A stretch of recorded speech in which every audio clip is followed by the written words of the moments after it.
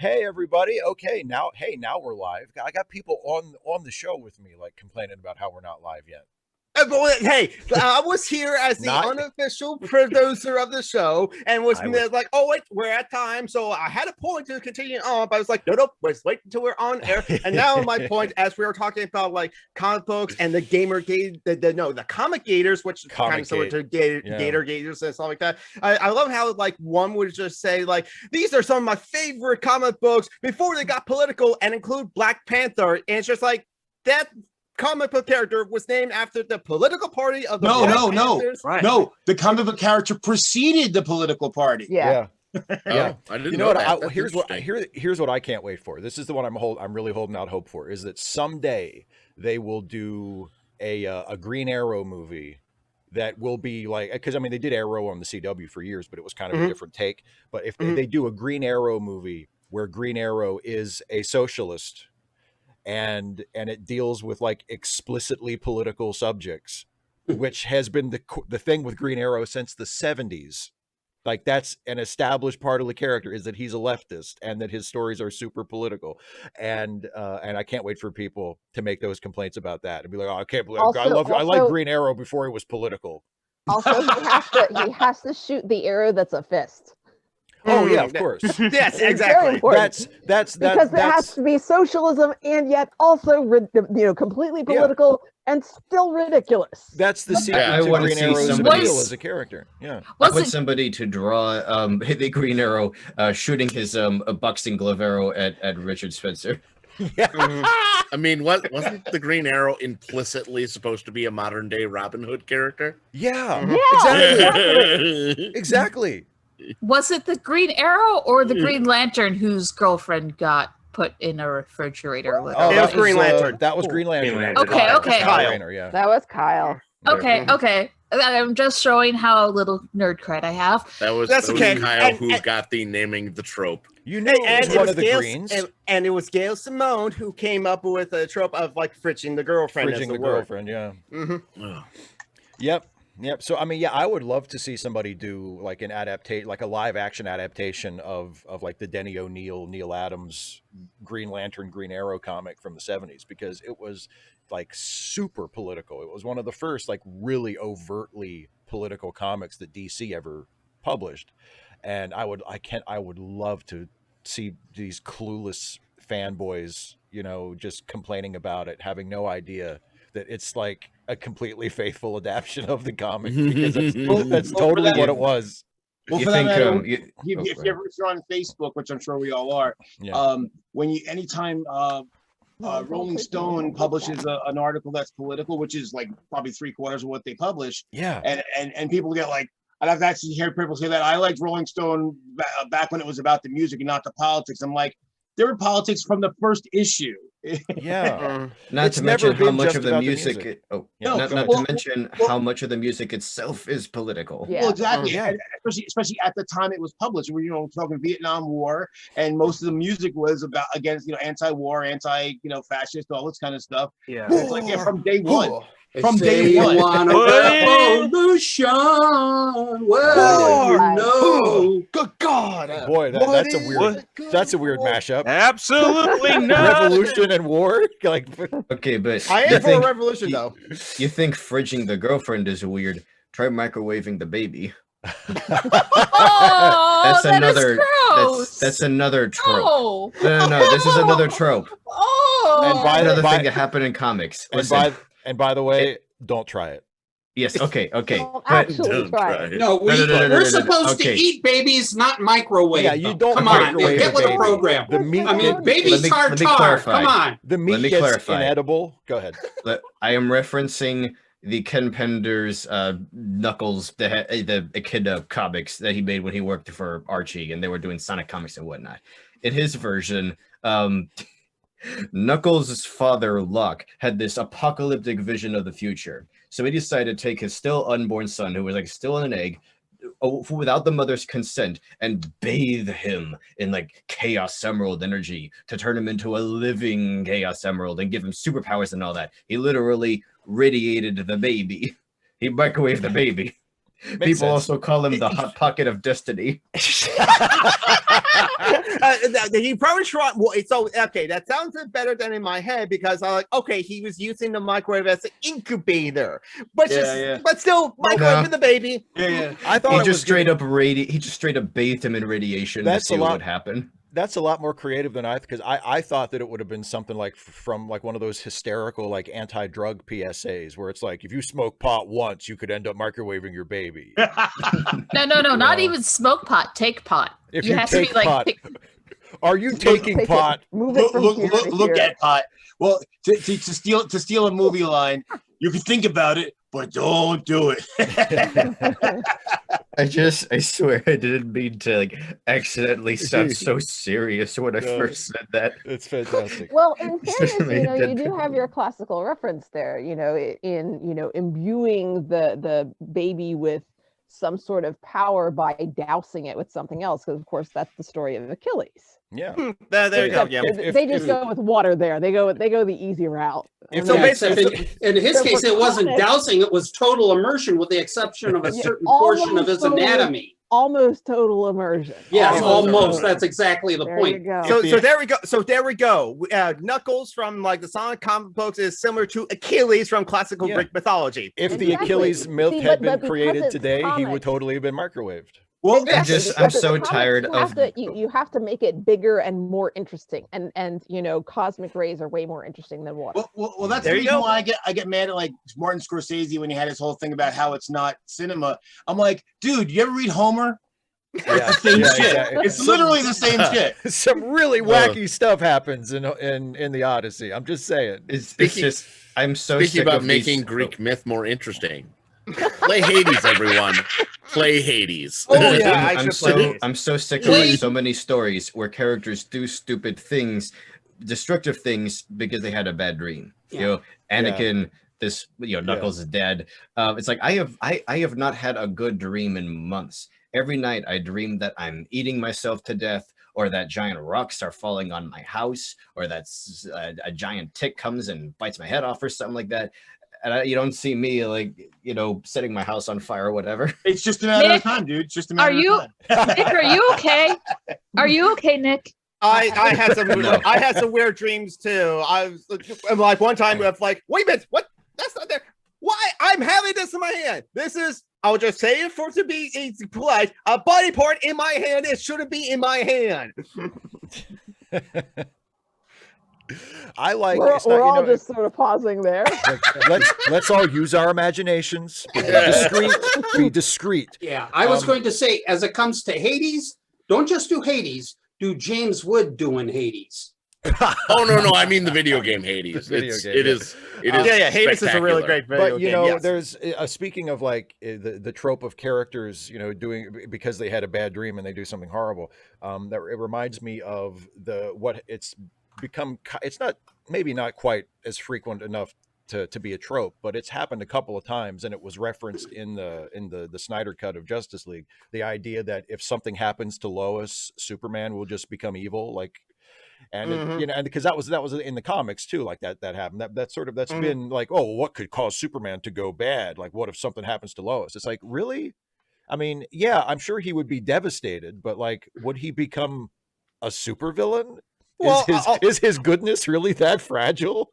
Also, the Justice Lord. He is male, and I mean, we know how fragile a masculine ego is. There you go. That's shots fired. I think that Superman's collective love for humanity would outlive Lois. Again, remember, Batman was going to kill Superman, and then Superman said, "Must save Martha and stop dead." Save Mothra.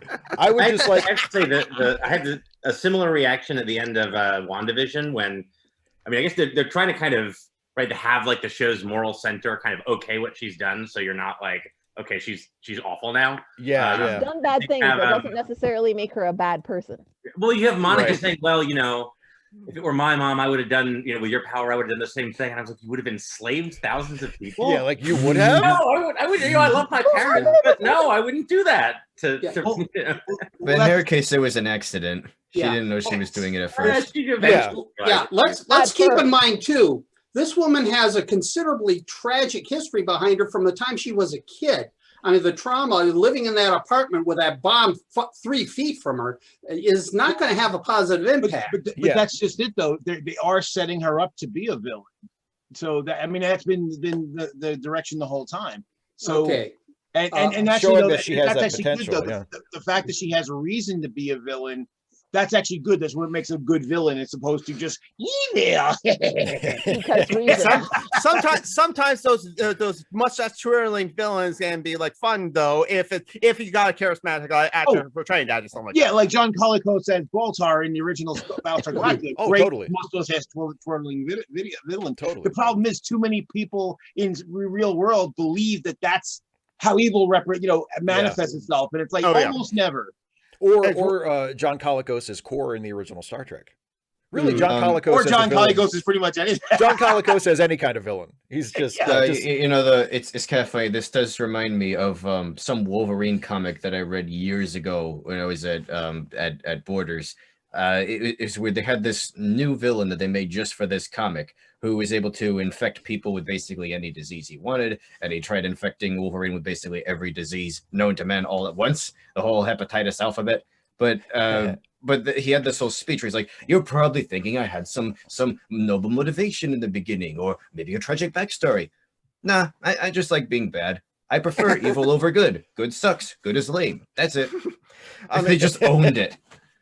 But you have to like this trope of like, just this one thing happens, and then these people like turn evil. That was like it was in Justice League, the cartoon, the Justice Lords in alternative universe all decided to be like dictatorial authoritarians, all because Flash died. And also because Lex Luthor almost destroyed the world in nuclear fire.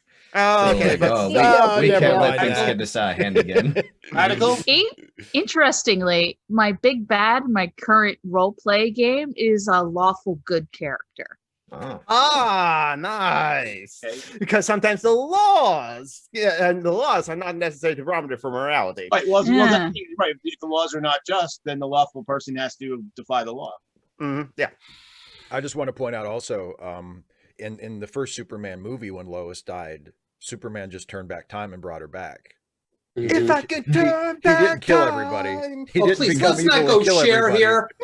well, one thing we talked before the show about, the end of Falcon and Winter Soldier. Yeah. One thing I really enjoyed about the show, is that they, without any spoilers, is that they did a better job, I think, with Zemo than they did in Civil War. Because Civil War, his motivations are still the same in this series, but they kind of flesh it out better. The idea that he's like, look, people, like extraordinary people, are too dangerous to the world and they should not exist. And so he's not doing what he's doing just for the sake of evil, or he's not even trying to get revenge for Sokovia. He's basically saying like people that have these abilities, they're too much of a threat, that they're, and then he uses, the Flag Smashers are an example to, for him to say, see what I told you? When you have people with this kind of power, they cannot be trusted. Yeah. Well, Zemo, I'm glad that they brought Zemo back for that show, because I thought Zemo was a great villain in Civil War, and he was one of the ones that I would sort of like point at when people, because I've talked about this before, like one of the sort of criticisms of the MCU from people who I don't think actually watch it is that like the villains are all weak, and some of the villains aren't that great. Like, that's a fair criticism. Some of the MCU movies don't have great villains, but I mean, Zemo is a fantastic villain, and was in the movie, and I thought the way they used him in Falcon and Winter Soldier was really good too. And and it's like, sometimes he makes sense. It doesn't mean he's not a villain. It doesn't mean you should be on his side. God, of course not. But sometimes what he says makes sense. That's what makes him a compelling villain. Right. That's why Vulture was a good villain, and so was Killmonger. Yeah, Killmonger is the best example. Yeah. The thing is, Zemo, above and beyond anything else, is a manipulator, and he's an exceptionally skilled manipulator. My problem with him is it going to take a greater manipulator to get him to face his denouement? Yeah. And how's that going to work? Or it could be. I hope they bring him back again. Yeah, me too. But can we all agree could that also- Ultron did not have a point? There was no good point to Ultron. Well, I think Ultron was a nihilist. He was born and then he immediately experienced the internet. Okay, I get why he would think that humanity needed time to go. Time to go, everybody. Okay, so look, Ultron's plan wasn't just to kill humanity. His whole idea is that he was trying to force humanity to evolve, that the survivors of this extinction event would be better than the humans who were there before, and that maybe they'd be smarter and they'd be able to avoid all the problems that we kept falling into. Maybe. So Ultron was really hopeful. And so Ultron was an accelerationist then. Well, actually, here's the thing about Ultron. If you think about it, he's effectively Skynet. Yeah. He's the AI and determines that humanity is actually the biggest threat to the planet. Same in iRobot too. Yeah. And he was voiced by James Spader, so that's all I needed to know. Let's keep something in mind though. If he had actually succeeded in somehow taking that huge chunk of Sokovia and dropping it from however many thousands of feet down to the earth, that's an ELE, that's an extinction level event. Mm-hmm. Now, how many large mammals, large whatever have you, survived the last major extinction level event 65 million years ago? Answer, not too many. We got I think that was his goal, though. Yeah. Didn't really think that through, did you, Robot Man? That's not true. see Robot Man would never try to do something like that. He's a good guy. Can you guys I just find it interesting how he thought, if humanity survives this, then they are worthy to attain godhood or whatever. No, they were just lucky. But anyway, Isaiah, you're about to say something.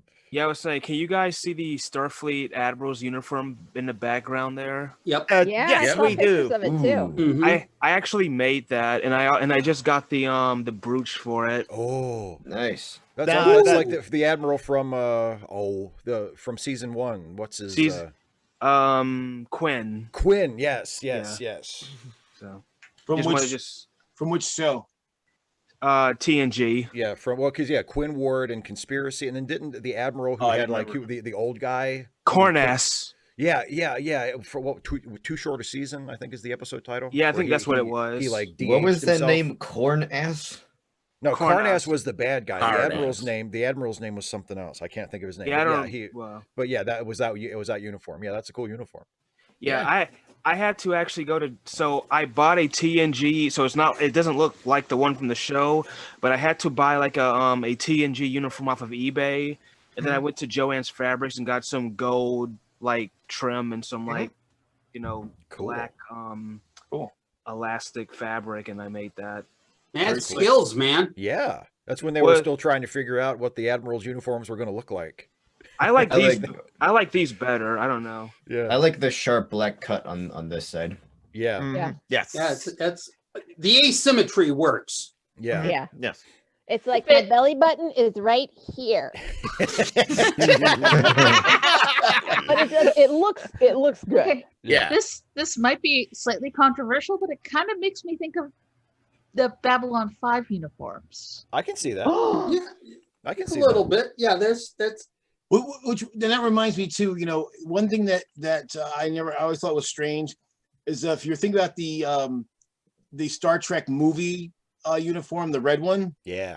They have that flap bit, and it doesn't. It's not. You don't use that to take the thing off. It just has this flap that has a snap for no discernible reason. Yeah. Because it looks style, okay? It's style. Yeah, adds more fabric, makes it hotter and stiffer. Well, that's not valuable. Especially under 50,000 watts of lights. It gives Shatner more layers to hide his girdle under. No, and by the way, no body shaming. No shame. I mean, he looks good in the uniform. I see writers trying to make their villains tragic because they're terrified of just having their villain be a villain without explanation. And okay, good on them. But so often the explanation is so trite. It's something insignificant like, oh, this one time on the playground, the other kids would play with me, so I'm going to commit a genocide. I'm like, really? Okay. Yeah, that is so weak sauce. Not really our fault. Nick, that sounds more like Snape. Superboy made me bald. That's kind of why I like Obadiah so much, even though he's he's generally viewed as one of the weaker villains, he has one of the more realistic like villain motivations in the MCU. Flat out greedy. Well, he's a 1%er. What do you expect? He's just greedy I for both can praise easily- and money. I can easily believe that there are like 100 Obadiahs out there. at least. Yes. Yeah. Probably more than that. I think he's a really good villain. I think that the only negative thing about him in retrospect, and it's not his fault, or it's not the fault of that film, is just that for whatever reason, the MCU decided to take that concept of, oh, the bad guy is just an altered version of the good guy, or the bad guy wears just a slightly different version of the good guy's costume. And they made, and that they have, that's one of my biggest, if we're going to get into like criticisms of the MCU, is that that's been a crutch for Right, but wasn't Stain in Ironmonger in the comics? Yeah, but yeah. and that's true. Like there are a lot of villains in the comics that are like that. But it feels But like that doesn't mean that it was a good idea at that time either. Yeah, the movies, like it's like, oh yeah, even in like Ant-Man, it's like the villain is like, oh, he's just wearing a slightly different Ant-Man costume. Killmonger, he's just wearing a slightly different Black Panther costume. It's like, oh, we've done this so many times. All of the heroes. Can make sense. In some cases, it can make sense. Like if the villain is doing that out of choice, out of saying, I identify with this particular hero, but I think, and especially in Killmonger's case, seeing himself as sort of an alternative, I'm not Black Panther. I see things, we need to do things differently, as positing himself as a foil, as a character, not just as the writers doing that. I think they did that. I think it can work as a story, but when it's just like, oh, we want to make sure that the viewers know that these two characters are antagonists toward each other, then if there's not a reason for it, there can be a reason for it, but I think it's done commonly enough that it's a cliche, even if you do have a good reason. So it can definitely be really careful about it. It can definitely work. It's just repetitive if it happens so many times within a single series. I don't think they've ever done it this way.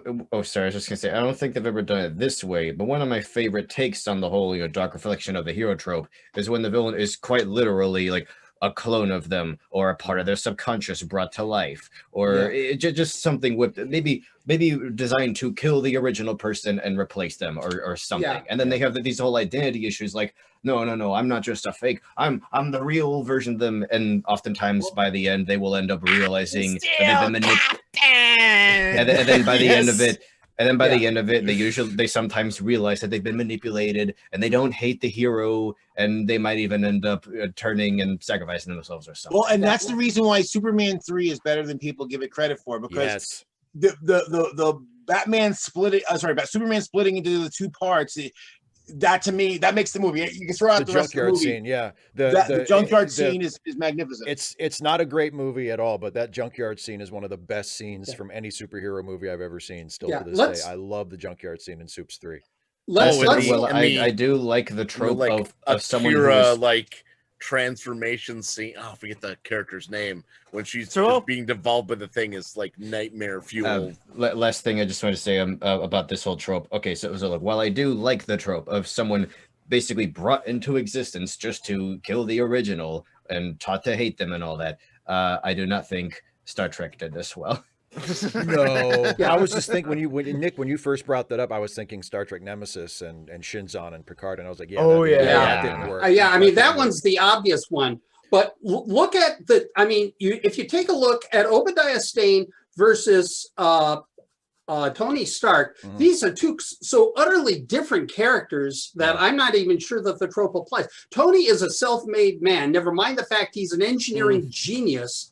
And I would bet you money, though I don't know the backstory behind Obadiah Stane. I would bet you money that he was sponging off of Howard Stark long before he decided he was going to sponge off of Tony. Well, what it is you can call Tony Stark a self-made man. He did do a lot of his own things. I don't want to give him not credit for that, but saying that he's completely self-made is he absolutely bootstrapped off. I mean, he had the education and everything else to develop himself off his father.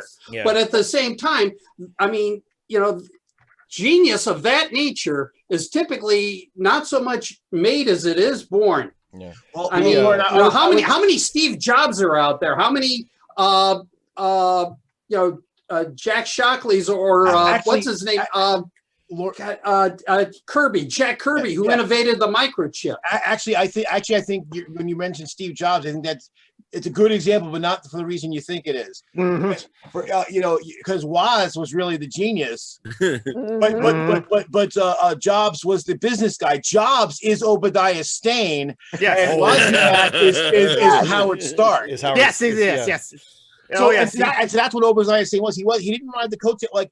He didn't, but because he was the cutthroat motherfucker business guy that promoted everything and made it successful. Yeah. But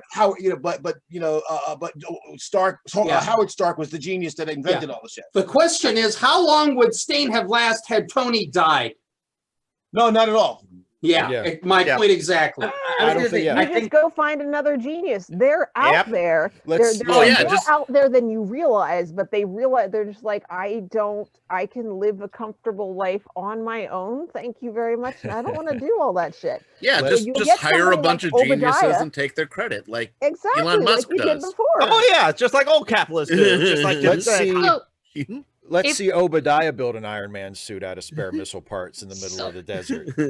So I'm sorry, but I'm not Tony Stark. I love that. I was going to say, I think Peter Billingsley. Yeah, I think the sort of ubiquity of that trope in, especially in sort of first movies in a superhero franchise is, maybe like virtually a kind of requirement of sort of narrative economy or expositional economy. I mean, imagine they tried to do in the first Iron Man.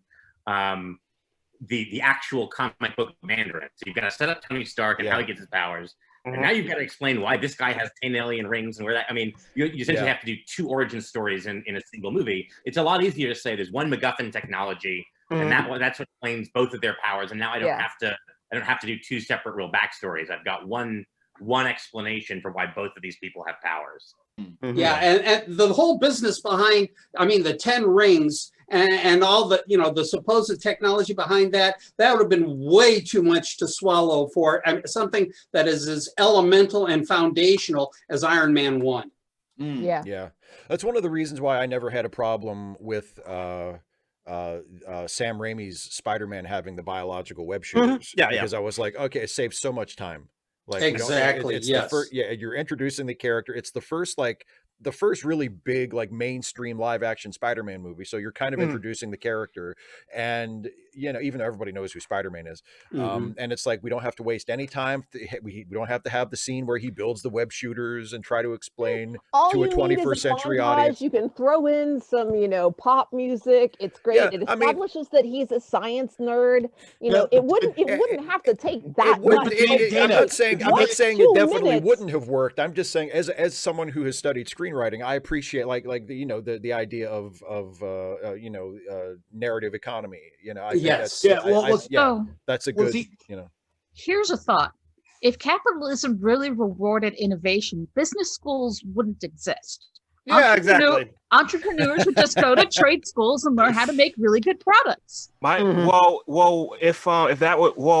If it also creates innovation, why are we still using oil and fossil fuels when there's all this other technology out there? Oh, it's so profitable for social inertia. Like Dan Olson said, I think it was him, in one of his recent videos. Some people are thinking that education should be split down like 2 lanes, where you should have, arithmetic and all that, and the other is just watching Amazon training videos for a couple of years and going to the nearest warehouse to. Oh God! That's the future we're getting. I just want to comment on what Dana said before. The reason why they didn't do that, what you're talking about, Dana, is because that was the 80s with all the montages, and we don't do the 80s montage anymore. That's we need a montage. They did do a montage when he made his suit. They did, but they didn't have the soundtrack on the end. They didn't have. Even Rocky had a montage. I love that line in that song. Even Rocky had a montage. Like Rocky 4 is like 3/4 montage. Yes, I remember watching Rocky 4. I watched Rocky 4 for the first time as an adult, like 5 or 6 years ago, and I had not watched it for a long time. Oh wow! And I was like, and it's not a good movie, but I mean, the thing about it that's like truly astounding is it literally goes like from one lengthy montage to another, like for no reason. It's like he's training, now he's upset, now he's driving, now we have a driving montage. It's like so much of the runtime of that movie is montage. There's so little. That script must have been 30 pages long. Well, it's not a good movie, but yet I still love it. Me too. I love all the Rocky movies. Jingoistic and all that. Oh, it's awful. It's awful. Yeah. And yet it's still just like it warms your heart. Well, it's so great because it's one of those great examples, maybe the best example of the sort of drifting of the franchise. Because like you watch the first Rocky and it's a fairly down to earth. There's some sort of fantasy elements, some wish fulfillment. It's like a Cinderella story, but for the most part, it's a pretty down to earth movie about this down on his luck guy who gets a shot at fame and makes the most of it, right? And based on a real guy. Yeah, and based on a real guy. And then like 3 movies later, he's like ending the Cold War single-handedly by beating this Russian Superman in a boxing match. You know what William Goldman says, right? What does he say? Sequels are horrors movies. well, I think the thing about what makes the best part about Rocky IV is that Ivan Drago is so quotable. There's so many lines from that movie that I must crush you. Yeah. If he dies, he dies. Yeah. He is like a piece of iron. And then when he even though it's not quotable because I don't speak Russian, but when the premier is giving him shit for the crowd turning on him, when he picks him up, he's like, "I fight for me." I think just about Spider-Man, I've never much cared for the. I know people prefer the built web shooters, but my experience with them, in almost like all the cartoons and everything I had them, is them constantly running out of web fluid and I'm almost falling to his death. That happens so many times. Like, gosh, dang it, I almost had the guy. It's almost like a Deus Ex Machina in reverse. Yeah. Well, presumably it's an even worse problem with the biological version, right? Where you're like, oh, he doesn't have an infinite story. Yeah, if it's like a gland or something, he can't just have an infinite amount of it. Like he would run out eventually. He must be like taking a lot of protein shakes with him all the time. I mean, that's probably what it's made out of. I'd imagine he has to. I imagine like during his patrols around the city, he probably has to stop like every 20 minutes to have a protein shake. Yeah, they got running out of web fluid. I need keratin. You have like an opening there's actually an opening for the mouth. It's actually open. He just keeps his mouth open and eats all the bugs that like fly, get into him. Like a true Spider-Man. He pulls the mask up over his mouth. Imagine if he was actually like a Spider-Man, like how real Spider-Man said. He catch that guy in his web. Oh my God, he ate that guy. What the fuck, Spider-Man? There's a Spider-Man. There was a Spider-Man game for the Atari 2600, and the commercial was somebody dressed up as Green Goblin, and he's taunting Spider-Man. And he's like, "And you're running out of fluid because you're Spider-Man. You got to get to the top of the building." And so that thing about running out of fluid, that was one of the things that could happen. You could run out of fluid and fall to your death. I don't really mind. I mean, I agree with Nick in the sense that like it becomes sort of a cliche because it's like they use so much. They use it a lot to put Spider-Man in jeopardy. But I mean, the idea of his powers having limits. I mean, that's like if they should be more creative about it. But I mean, that is a solid, choice to make as a writer. So the idea that Superman is not infinitely strong. Like there should be limits. You should have stories that establish that there are some things that Superman can't do, even in like the vein of stuff that Superman usually does. Like it's okay to have like an object that's too heavy for Superman to lift. Like that just establishes a limit. That means that he can't do everything. It doesn't destroy the character. And Spider-Man 2, they really actually explored that with his insecurities and the resulting loss or diminution of his powers. So imagine if they did that in all 3 movies. So you're Spider-Man, which they didn't, thankfully. In my dream. Actually, it's not even my dream, it's a friend of mine's dream. I gotta say, and that's one of the problems with the Hobbit trilogy. For one, making it a trilogy was a problem, but the biggest problem made is that basically they kept having to recreate the conflict between Bilbo and Thorin. So at the end of the first one, he's like, "Oh, you're not so bad," and then the next movie, he's like, "Oh, you suck again," and then "Oh, you're not so bad." And they kept doing it, and it was like, No. No. The whole point is that Thorin doesn't trust Bilbo the whole time, and it's not until the end when he's on his deathbed that he sees, oh, gee, I was wrong. I just want to say, thanks to whoever suggested it. I'm sorry, I'm having trouble keeping track of everything. Now I'm just imagining somebody rounds into an alley and they see a guy webbed up and Spider-Man's there about to, and he's like, "Hey, you want to see me drink this guy?" I was actually going the other way with that. That's those like signs or like memes about how many insects bats eat. I just see one of those like your local Spider-Man eats his entire weight in insects every month. There's that I was thinking about Spider-Man. I was thinking about Spider-Man a couple minutes ago when we were talking about like the villains and villains' motivations, because there's that great sequence from a Spider-Man comic from a couple years ago that people have been memeing and sharing around for a while, where it's the guy who is turning people into dinosaurs, and Spider-Man is like, "You have the technology to manipulate people's cells at the molecular level. You could use that to cure cancer." And the bad guy says, "Yeah, but I don't want to cure cancer. I want to turn people into dinosaurs." Nothing like cutting to the chase, is there? So I mean, the average person eating 8 spiders in their lifetime is actually not true. Spider-Man is an outlier. He eats 10,000 spiders a night and should not have been counted. Really skews the data there. Yeah. There was a character like that in The Tick who was trying to turn people into turn people into dinosaurs. The animated one. Are we sure this person is a villain? Because I don't know. That sounds kind of cool to me. Yeah, who doesn't want to be a dinosaur? I saw the sitcom Dinosaurs. That was fun. Speaking of supervillains, okay, so you guys know I like Lego. This is from a theme called Ultra Agents, and it's kind of like just a spy theme, but with this really cool Tron aesthetic. But instead of one villain with a bunch of villains who look just like them, they created this huge rogues gallery that I would say is just as cool, like from a character design standpoint, as like any you'd see in a superhero comic. And this is one of the first ones they made. Now he's kind of like a reverse Mr. Freeze, but he's also got this Green Goblin thing going on. But what I like about it is this was a firefighter. And the whole deal with the villains in this line is the leader, he's just grabbing up random people and turning them into the opposite of themselves, turning them into their own evil twins, basically. It's like, oh, you're a person who puts out fire? Okay, now you're a guy who lights everything on fire.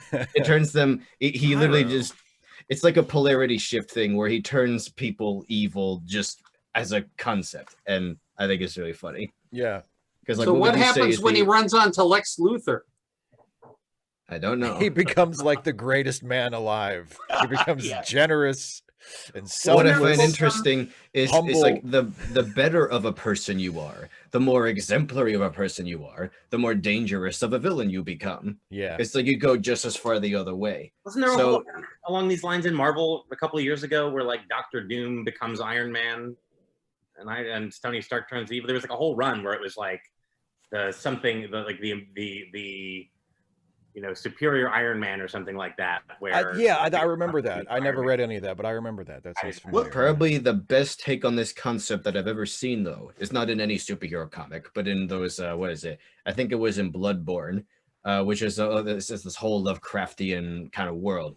But there's this one character who was, I don't know if he was a priest or what, but he was basically a saint, and he was the most devout and like holiest and saintly person that ever lived. Basically, he really lived by this code, and he touched this sword to become like its guardian. But the thing is, it turns you again into the inversion of yourself. So because he was like the greatest, holiest man of all time, he wound up being the most disgusting, wretched being that could possibly be. He became this like terrifying creature because it was, you know, like going the other way. But he was, it sounds like he was a very hardworking and diligent sort of person. So wouldn't it also make him sort of lazy and uncaring and therefore not a very good villain? Surprisingly, no.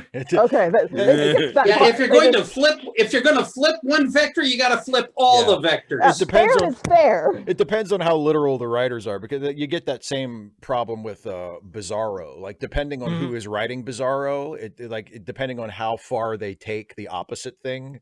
You know, like when Grant Morrison wrote him in All-Star Superman, like instead of saying up, up, and away, he would say down, down, and here before he took off. You know, it's like that. I love the concept. I love the concept of like the higher you rise, you know, the harder you fall. Yeah. Like you think the stronger somebody is, the more they'd be able to resist it, but they just end up plunging even further down. Well, the thing too, I mean, Nick, you said about the rogues gallery, you just pointed out on a slide, you got to back up to where we were before. I think that's one weakness, not just of Marvel superhero movies, but all of them, is that they tend to kill off a villain every movie, as opposed to saving them to come back. Now, they didn't do that with Vulture and Scorpion. Yeah. Or Loki. Or Loki. Right. But generally, but other than that, you know, most of these guys have ended up dead, and as opposed to getting in jail where they could come back. I guess the Abomination will possibly come back as well. But yeah, generally speaking, they've done a poor job of just like wiping out all the rogues gallery instead of saving them for, you know, potentially having a movie like Sinister Six where you know, you can have a bunch of heroes versus a bunch of villains. And hell, Loki's getting his own series, for crying out loud. And I'll get that thing's, if that is written well, that's going to take off and fly. The trailer makes it look really funny and make it look really good. I mean, never mind. What's the name of the guy that's playing opposite him? Yes. Oh, point opposite of him. I don't know. Luke Wilson. Okay. Oh, Luke Wilson. Yes. Yeah. Or no, it's Owen Wilson. You want to talk about comedic possibilities? That could go nuts. It's fantastic. Well, yeah, you just reminded me of when back at the beginning when we were talking about the Mortal Kombat movie and how, like, you know, you would have to kill off most of the characters if you wanted to do it, like, you know, to be faithful to the game. I feel like that's kind of probably the game plan of the new Suicide Squad movie. Like, because I mean, they're being kind of cutesy about it in the marketing. Like, you know, one of the taglines is they're dying to save the world. When they released the first trailer, either when James Gunn tweeted it or when the studio tweeted it, like it was tweeted with the description, "Don't get too attached." And there are so many characters in this movie. Like if you look at the trailer or you look at the casting list, like there are so many characters in this movie. And I'm like, okay, most of these guys ain't making it out. Like Dirty Dozen, right? Yeah, exactly. I feel like I feel like probably Idris Elba's guy is probably going to make it, and Harley Quinn's possibly. Harley Quinn I think is definitely going to make it because they see her as like a franchise character. I think is definitely. Yeah, because she's a franchise. Probably, definitely. She's a franchise character. And I think John Cena's guy, Peacemaker, is going to survive because he's getting his own HBO Max series next year, so they're going to keep him around. But remember, it's comic books, so that's true. They could come back. They killed off characters before, and they come back. But I mean, other than those, like I mean, like I'm pretty sure Nathan Fillion's like arm detaching man is probably going to get killed.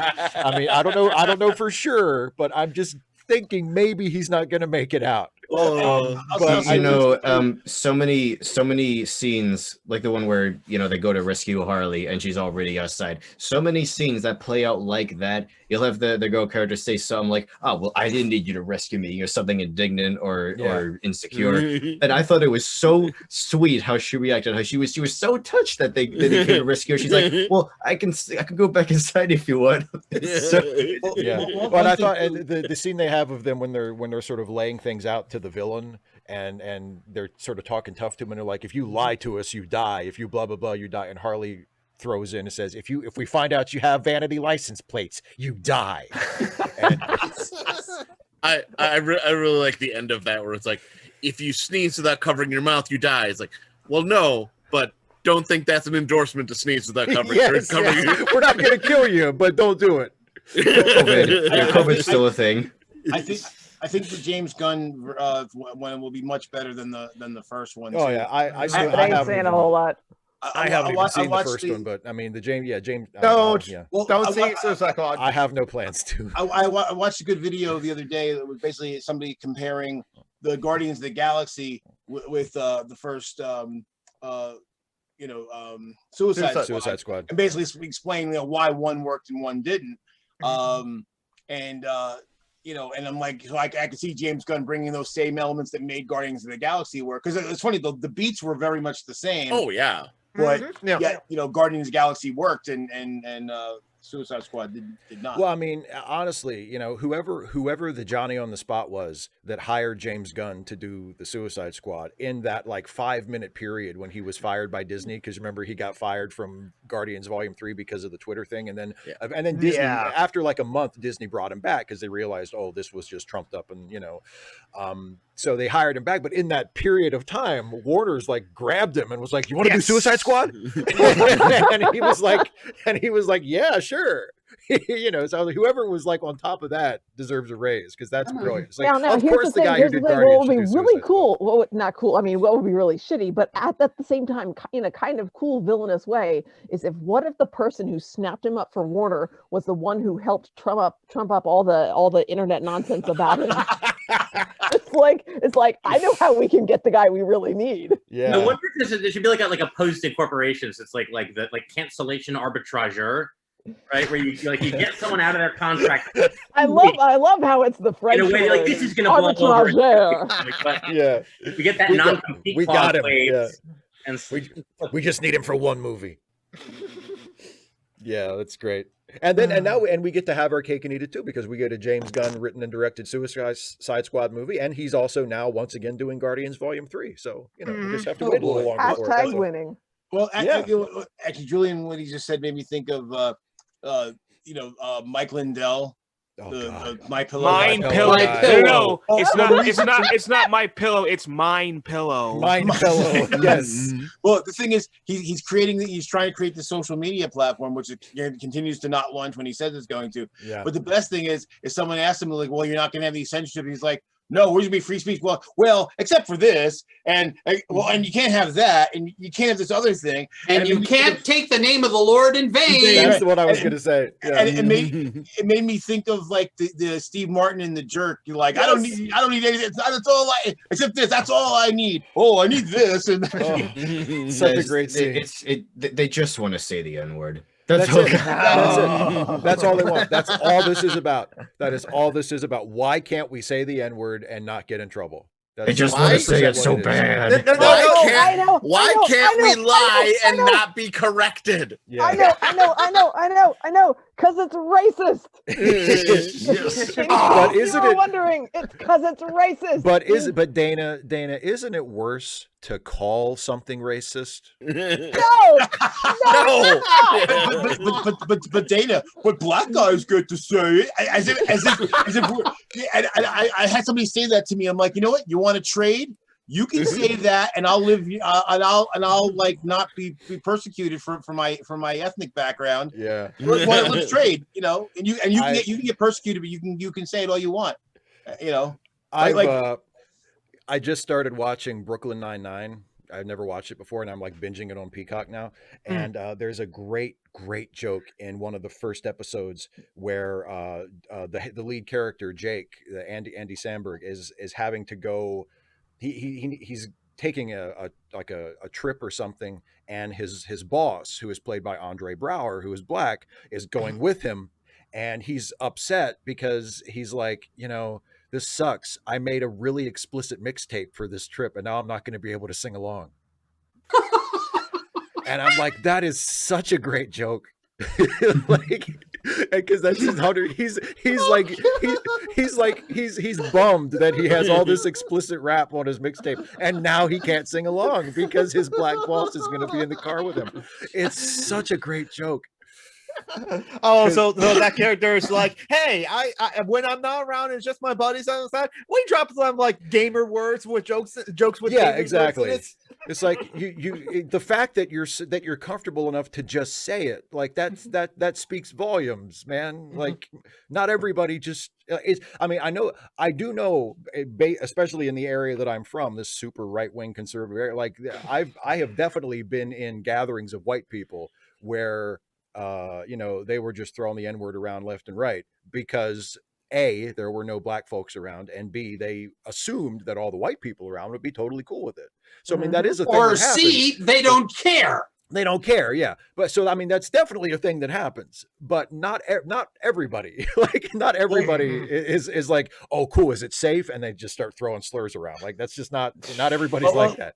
Well, see, what gets me is the people because of my coloration. So sometimes people think I'm Hispanic or Greek or Indian or Middle Eastern, ambiguously brown. Pretty much, yeah. I pass for everything brown or tan, maybe. Yeah. So what ends up happening is people thinking I'm not, they're not knowing, will say stuff, and they'll be like, oh, and I'm like, you don't know me, do you? And and then they're like, oh my god, I'm so sorry. Yeah, we were at a comic book and game store. A couple of friends, we were playing games, and I was with my friend Elwin, who's also mixed race, and so black and European, and so we're talking. There's this guy there. He's there with a bunch of kids, and he says this really horrible joke. He's talking about he has a black boss and a woman at that, and he's not happy about that. So he says what you would expect a racist bigot and sexist bigot would say, and of course he starts with I'm not a racist but thing. Okay. And then the rest of the night that became the running joke. It was like, I'm not a racist, but I ain't a racist. Guess what? You're a racist, but it should be whenever someone says I'm not a racist, but in my head I hear it, I am a racist, and because that's what it means.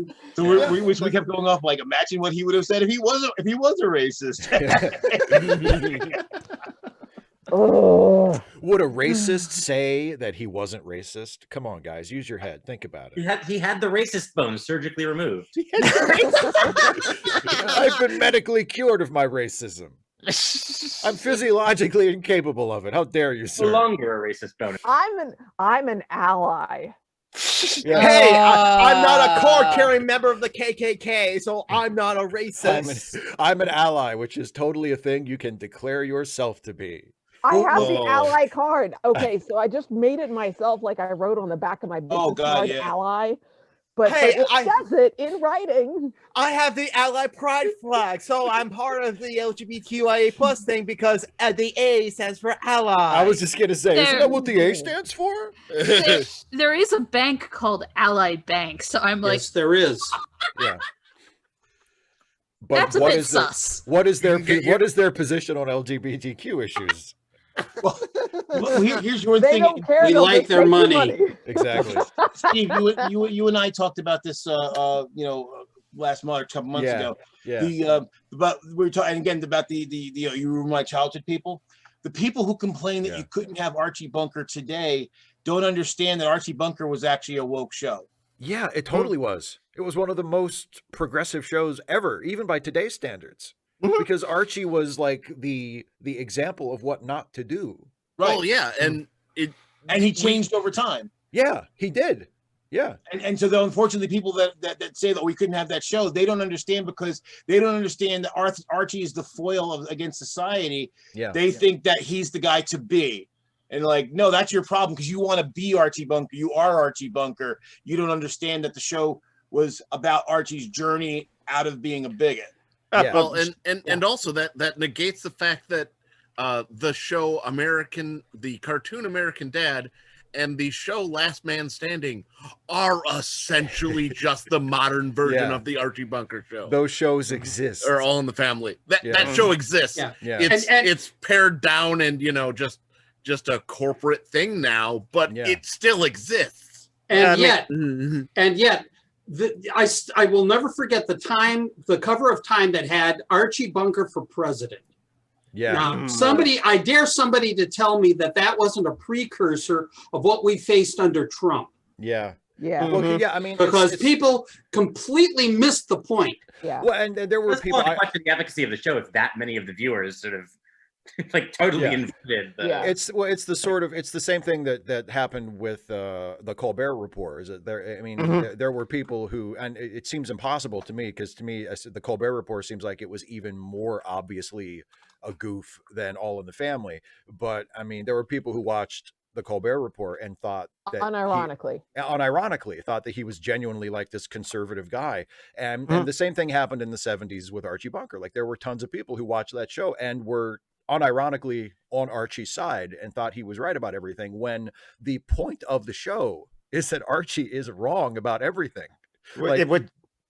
Yeah, this is the problem with like a satire when you like play it straight as well, because again, like Fight Club, people think that like Fight Club, Tyler Durden or something like that, Brad Pitt's character, you should idolize him. And so, but the problem is like also with the book, I forgot the author's name. No, he's actually serious about. He's actually serious about that stuff. So you can also still do like unintentional satire correctly. You can take the source material that wasn't satire, Starship Troopers, and make it satire in the movie. But even in that movie, so people miss the point of like that satire too. Well, I also that's mostly because Vanderhoven has a tendency of taking things not over the top, but about 100 stories over the top. Well, I mean, this is great. Take a look at RoboCop for Christ's sake, and that was his pilot work. What's great is I can always tell the fascists because they love the book Starship Troopers and hate the movie. There you go. Yes, it's a great little fascist litmus test. Oh yeah, because the book. I said to somebody the other day because I'm like, he was criticizing the movie, and I'm like, well, to me, I hated the book, and I love the movie. And he starts attacking me, and then I return fire because that's me. And then he starts saying, well, you attacked me. I'm like, dude, go back and look. And he called me a troll because I didn't qualify my response. Like, well, same thing, you didn't either. And then he actually apologized, but I'm like, yeah, I did call him. I called him a fascist. I'm like, that book was dry, dull, and boring, unless you're fascist, in which case then you're looking at it as a roadmap. It's interesting too, because I'm a great lover of Robert Heinlein, and to this day, that's the one book that I cannot bring myself to reread. You know what? I just remembered something that I wanted to bring up this month. So Attack on Titan just ended. They just wrapped it up with the last chapter. And for years, I have had issues with that series. So I have only been reading fan scans so the guy doesn't get any money. I wanted to see how this dumpster fire ended. And wow, I already had issues like with the anti-Semitism and the eugenics and everything that was really bad about it. But get a load of how it ends. So Eren, the main character, he wakes up like all the Titans in the world, and what does he do? He stomps across the mainland and wipes out like 80% of humanity. Oh, just like what Ultron wanted to do. Bring it back earlier to the conversation.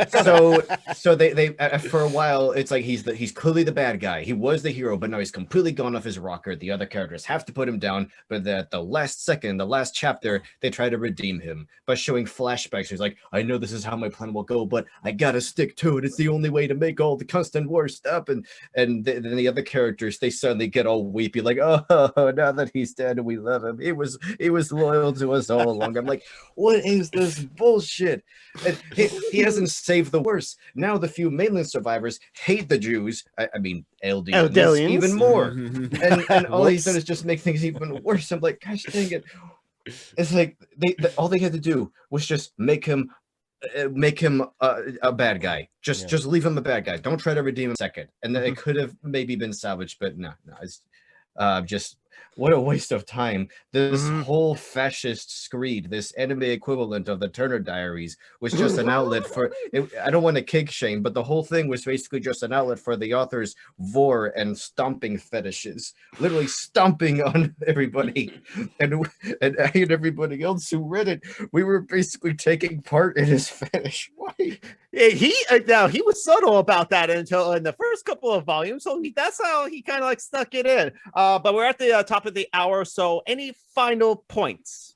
And I gotta run, but I regret it. No problem. Yeah, I've got an IndyCar race I want to catch. So I've got grading to do. This was much more enjoyable than the hangout I was in last night. Just as a general note to people in the world, not anybody here, because you guys are awesome. If you don't have a lot of information on a topic, it's okay not to have an opinion, and it's especially okay not to have a strong opinion, and even better, not to fight vociferously over that opinion, only to have a revelation a half hour later and go, oh, 3 times in one hangout. So what is this? I almost want to watch this now. The Breakfast Club. Oh, okay. Yeah, I have one last parting thought. So I guess I'm asking, does the QAnon shaman, the guy with that, like, ruin any Cloud William cosplays now? I don't know, because I'm not familiar with that cosplay specifically, or that fan base. Ditto. That's William. oh yeah, that Oh, the comms and the Yangs and the okay. Yeah, because glory. Cloud William, yeah, who was the leader of the comms, was he not? Or the yeah, because I saw it because Mira Servino, who's a big Star Trek fan, pointed it out on her Instagram on how, like, the guy from the Capitol looks like the same. So I just wonder, would that ruin any cosplays of Cloud William now? Hopefully. I don't know. It's our future descendants of QAnon. Probably. Society. But hey, at Totally. least excellent Star Trek cosplay idea.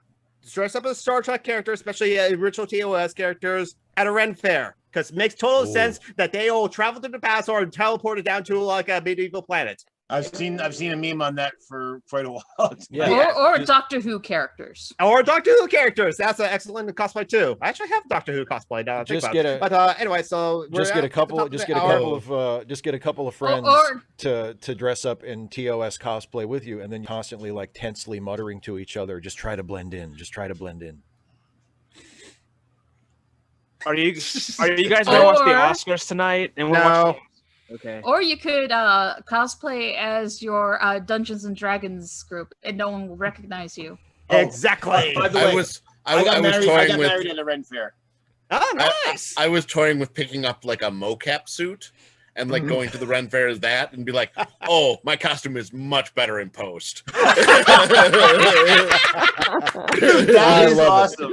No, Mystic, unmute your mic, Mystic, and talk so that audience can see you.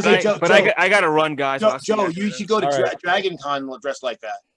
Yeah, totally. Yes. Mystic, speak, please. Everyone should have their own 4th Doctor scarf. Yes. I mean, nice. Is that full length? Do you got all the nice? Ooh. Yes.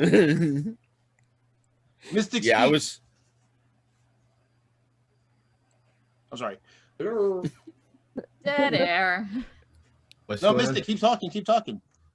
You got to keep saying something. I don't know.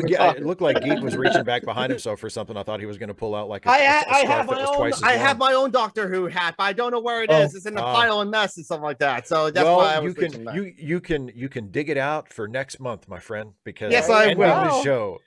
So Isaiah Taylor just left the call, but he does have his own YouTube channel, Sinister Intelligence. I just put the link in there. Seriously minded, our buddy here who had a seriously minded, seriously mind. My apologies. He has his own YouTube channel that he hasn't updated, but there it is right there. Nick Anderson also has a YouTube channel, and I have been putting links actually to Nick Anderson videos because he mentioned Lego, he mentions Spider-Man, so he has Lego videos and Spider-Man videos. There's a link there. Thanks. And I will breathe. And then Nick Anson has a comic book called Planet Ripple, so there's a link to like Planet Ripple to check that out. And see, Dana Cole has her own YouTube channel as well. Dana Cole there's a link to there. I have my YouTube channel and I have my Twitch channel. But Summer and Geek, just look for Summer and Geek in those places on Twitter. You can find me there. And then at the next top of the hour will be Social Justice Alchemy. No intended planned guests and no plan of whatsoever we're going to talk about if it might happen, because like some of our comrades are have low on spoon. So maybe who knows what will happen on the show. So there you go. That's all the links. And I'm done. And I have one announcement. For those of you who know Chris Mowdy, he also has a thing at 2:00. His Good and All. He does food prep, and it's kind of a show. It's kind of like this. Who knows what's going to happen. but he has many guests, including myself. Cool. Nice. So, Yes. some random geek, are you more of a producer or a director at this phase? I'm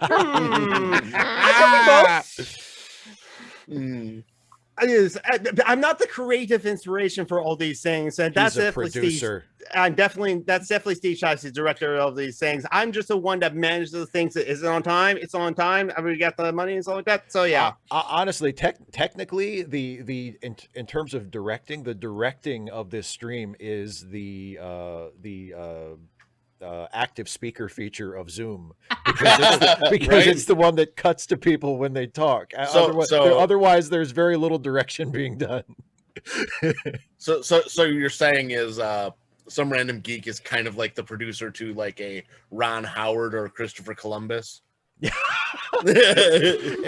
think if a Ron Howard movie was directed by the active speaker feature, there would probably be no discernible difference. Okay, so I'm gonna talk now so that everybody can get a look at my Aww. He's such a good boy. Look at him. What Look a at his handsome boy. eyes. He's such a good boy. Sometimes he's a little butt.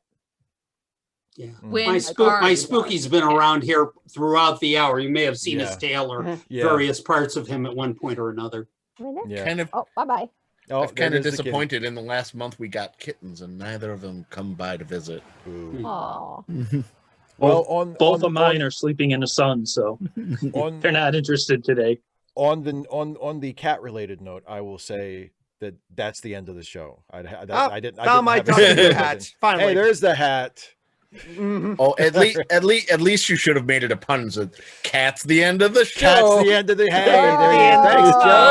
Thanks, Joe. Cat's it, everybody. Bye. Bye, everybody. Bye.